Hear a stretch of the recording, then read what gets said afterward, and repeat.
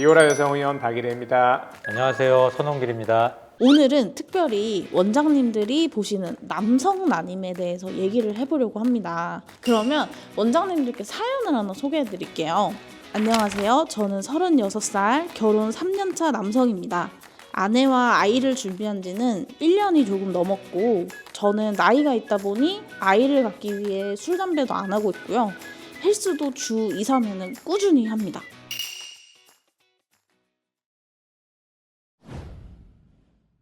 그러면은 저는 항상 얘기 드리는 게 무정자증 아니잖아요. 괜찮다. 그 정액 검사는 계속 바뀔 수 있기 때문에 어떤 방법을 쓰더라도 임신은 가능하니까 너무 걱정하지 마시라. 그렇게 얘기를 먼저 드리고 시작을 하거든요. 설사 무정자증이라고 하더라도 그 원인에 따라서는 충분히 임신할 수 있는 경우들이 많으니까 운동성 떨어지는 거 그건 또 흔한 일이고 계속 바뀔 수 있기 때문에 너무 걱정하지 마시라. 관리 잘하고 있으니까 앞으로 꾸준히 더 관리하셔도 되겠다. 대신에 재검사는 해보자. 그 정도 얘기하고 시작을 하면 충분한 것 같습니다. 실질적으로 검사를 했을 때 이런 말씀하셨던 사연처럼 정작 운동성이 떨어져 있다고 나오는 분들이 종종 있으신데 대부분 내가 뭘 잘못했나? 왜 그런가? 이거에 대한 질문을 하시는 경우가 상당히 많으세요. 근데 실질적으로 무엇 때문에 그랬는지 단 한 가지 원인을 찾을 수 있는 경우가 많지는 않습니다. 정자는 여러 가지 다양한 것들이 복합적으로 영향을 미쳐서 상태에 영향을 주고 또 동일한 환경에서 계속적으로 동일하게 살아가고 있는데도 변동성이 상당히 심하거든요. 어떤 날은 숫자가 좋고 운동성 좋았다가 또 어떨 때는 운동성이 떨어져서 나오고 그럴 수가 있기 때문에 한 번의 검사만으로 낙심할 필요는 없고 재검사하면 좋아지는 경우도 많고 정자가 운동성이 약간 안 좋아도 병원의 도움을 조금만 받으면 충분히 임신을 할 수가 있고 또 여러 가지 방법들을 통해서 계속 건강한 생활을 하고 있다면 정자의 운동성은 나중에 재검사했을 때 괜찮은 경우도 상당히 많습니다. 그러니까 아까 그 사연 하신 분은 완벽하게 하고 계신데요. 보니까 결과만 좀 덜 좋은 거지 하시고 있는 거는 충분하니까 자신감 갖고 좀 임신 안 되면은 도와주는 시술 고려한다. 그 정도면은 제가 봤을 때는 큰 문제 없는 사례 같아요. 남성 측 문제는 좋아지는 경우도 많고 실은 또 재검사에서 동일하게 안 좋다고 나오더라도 여러 가지 다양한 원인들 중에 이제 임신에 제일 쉽게 성공할 수 있는 병원의 도움을 받으면 그런 원인이라고 생각을 합니다. 결국 여성분들도 난자가 한 달에 하나가 배란되고 정자는 한 마리가 좋은 게 있으면 가서 임신할 수 있다. 그래서 처음에 얘기한 대로 무정자증 아니면은 실제로 진짜 희소정자증, 운동성 거의 없고 현미경으로 봐도 정자 몇 마리 없는 분들도 갑자기 막 자연임신해서 오시고 하긴 하거든요. 결국은 난자 하나랑 정자 하나가 수정이 된다. 확률의 문제라고 얘기를 드려요. 그러니까 숫자가 많고 하면은 당연히 확률이 좀 괜찮겠다. 숫자가 적다, 운동이 떨어진다고 확률이 없다가 아니라 조금 낮을 수 있으니까 그거를 한번 잘 높여보는 쪽으로 시술을 고려해보자. 그 정도면은 될 것 같습니다.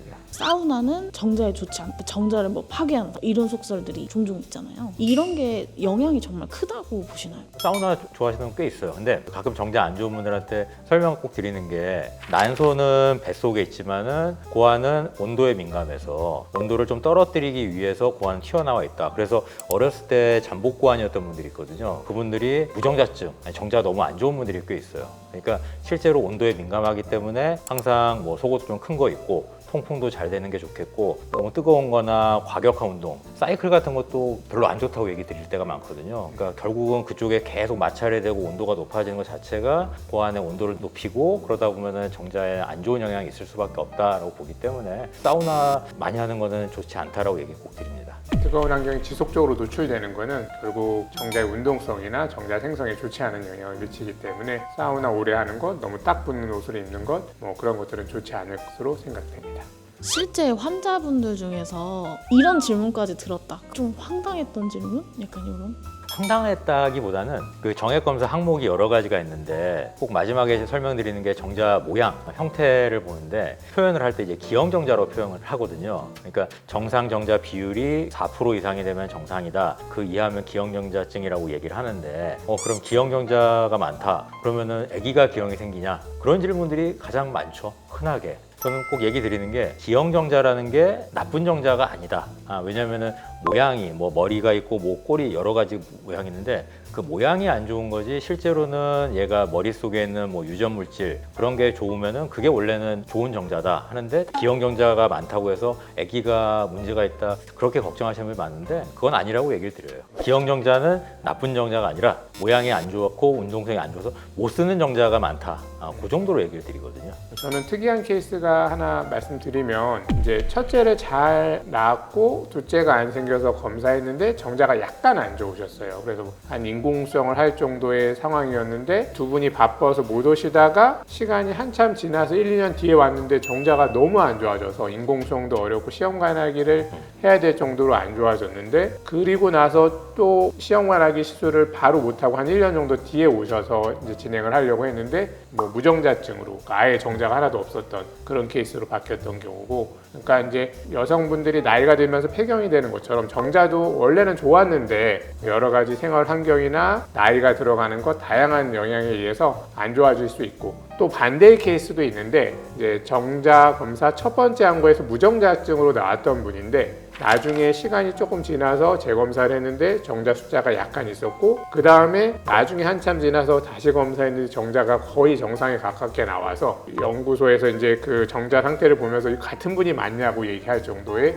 큰 변화가 있었던 분도 있었습니다. 그만큼 정자는 변동성이 이제 심하게 있는 거라고 보시면 되겠습니다. 그분은 관리를 잘했겠죠. 뭐. 그렇죠. 네. 그러니까 결국은 관리의 중요성이 있는 것 같아요. 네. 무정자증이라고 해서 확 임신이 아예 불가하거나 또 그런 건 아니군요. 그렇죠. 이제 무정자증은 사정제는 정액 안에 정자가 없다는 거고 그래도 고안에서 정자가 만들어지는 경우가 있고 만들어지지 않는 경우가 있거든요. 그래서 정액 검사에서 무정자증으로 나온 경우에는 고안 안에 정자가 잘 있는지 없는지를 고안 내 조직 처치를 통해서 확인을 해야 되고 정자가 잘 확보가 되면 그 정자를 가지고 높은 확률로 임신에 성공을 할 수 있습니다. 실제로 병원에 방문했을 때 뭐 검사라든지 이런 진단을 어떤 과정으로 이루어지는지 궁금하거든요. 정액 검사가 가장 정확하니까 주기를 갖고 처음 검사했을 때 이상이 있다 하면은 최소한 한 달 반 이상 정도 후에 재검사를 해보고 혹시 그래도 비슷한 수치다 하면은 뭐 여러 가지 상황을 보고 이제 시술을 좀 일찍 고려하는 게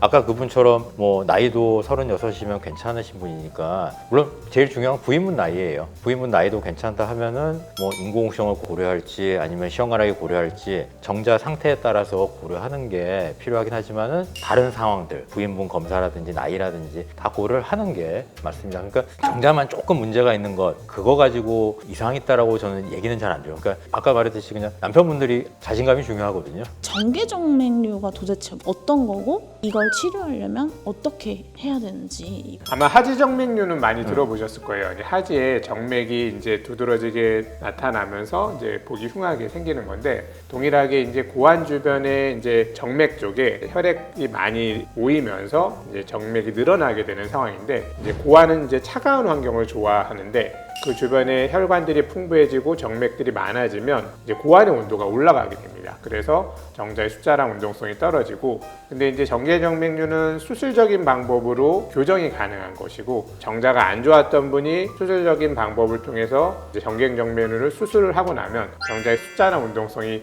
좋아지고 회복되는 경우가 많이 있습니다.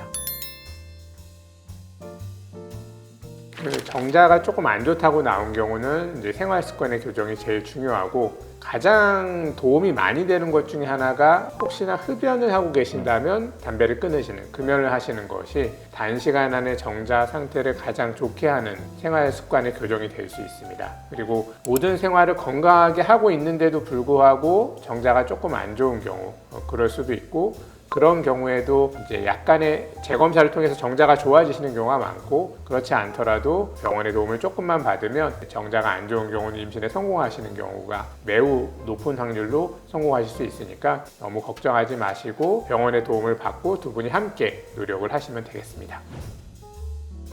아까 박 원장님도 얘기했듯이 난임의 원인이 여러 가지가 있는데 남성 난임이 솔직히 해결하는 데는 좀 쉬운 편이라고 보면 돼요. 그러니까 결국은 정자 자체는 계속 생성이 되기 때문에 관리 잘하고 아까 말씀하신 것처럼 흡연하시는 분들은 꼭 금연하시고, 그러니까 실제로도 제가 미리 정액 검사하러 오신 분들 물어보거든요. 혹시 담배 피시냐? 그러면 흡연하신다 하면은 그럼 검사 결과 잘 안 좋을 텐데요 하면은 여지없이 안 좋을 때가 많거든요. 거봐요, 안 좋죠. 금연하시면은 좋아질 가능성이 있으니까 꼭 하세요. 그리고 영양제 잘 복용하시고 컨디션 관리 잘 하시고 그러시면은 충분히 정자는 개선이 될 가능성이 많습니다.